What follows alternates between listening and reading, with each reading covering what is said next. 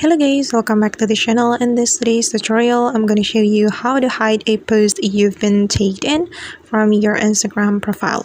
So guys, first of all, open your Instagram application on your phone, and after that you have to go to your Instagram profile. You can tap on this profile button to go to your Instagram profile. Then we can tap on this button. I don't know what it is called, but just tap on it. Then choose a tagged post you want to hide from your Instagram profile, and I'm gonna go with this post. We can tap on the post, and after that we can tap on this three dots button on the post, and there will be several options for us, and we have to click on tag option.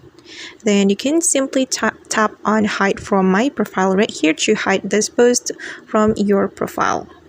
Okay, now let's just go back to the preview section. Okay, I'm going to click on note now. Alright, and we have to refresh it. Alright guys, as you can see that now the post has been hidden from my Instagram profile, and that's how we can hide a post we have been tagged in from our Instagram profile.